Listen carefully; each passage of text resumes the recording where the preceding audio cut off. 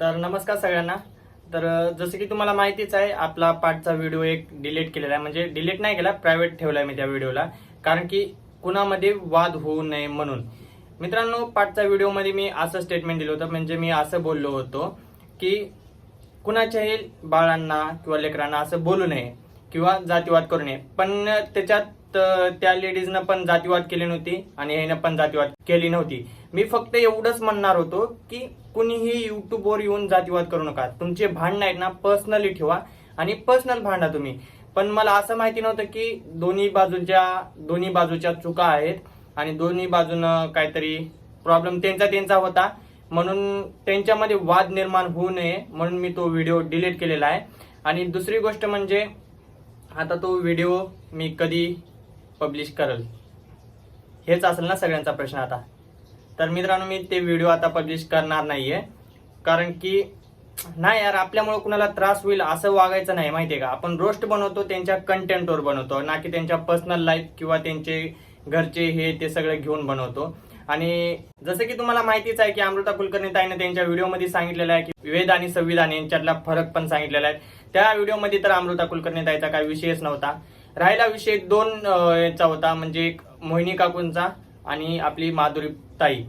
तर दोन्हीला पण मी बघतो, मी दोन्हींचे पण चॅनल बघतो, कारण की आपण नवीन आहे आणि त्यांचे पहिल्यापासून आपण व्हिडिओ बघत राहतो, बरोबर।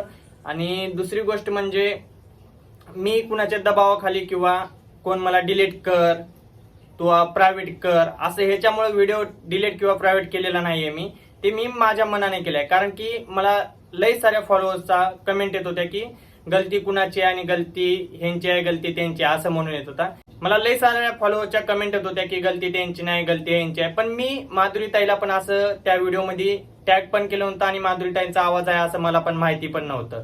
जस्ट मी ते व्हिडिओ त्या मोहिनी आजारे काकूनं टाकला होता, म्हणून मी ते व्हिडिओ घेऊन जस्ट मला वाईट वाटलं की एखाद्या बाळांना बोललेलं वाईट आहे म्हणून ते व्हिडिओ टाकलेला होता। मला जर माहिती होतं माधुरी ताईचा आवाज आहे तो आणि असं त्यांचं पहिलंच पण मॅटर आहे काय, तर मी तो व्हिडिओच बनवला नसता। कारण की मी फक्त रोस्ट करतो, मी ना की कुणाच्या मध्ये भांडणं लावून देतो, ना की कुणाबद्दल वाईट बोलतो, त्यांच्या घरच्यांबद्दल, म्हणजे फॅमिली मॅटर कुठला पण असेल त्यांच्याबद्दल।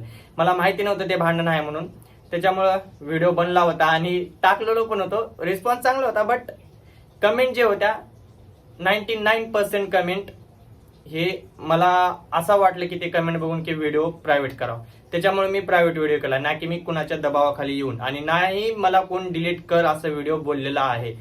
पर्सनल जे कमेंट मध्ये होतं तेच तुमच्या समोर पण होतं आणि ते माझ्या पण समोर होतं, त्याच्यामुळे मी प्रायव्हेट केलाय, ना की कुणाला भिवून घाबरून आणि कुणाचा दबावाखाली व्हिडिओ डिलीट केलेला नाही। परत सांगतोय, कुणाच्या दबावाखाली व्हिडिओ डिलीट केलेला नाही, ते मला वाटलं वेगळं म्हणून व्हिडिओ डिलीट केलेला आहे। तर चला बाय बाय, एवढं सांगायचं होतं। आणि रोस्ट संडे म्हणजे रविवारी 9:30 वाजता येईल, एकदम परफेक्ट मध्ये आहे, व्हिडिओ बघायला विसरू नका। चला बाय।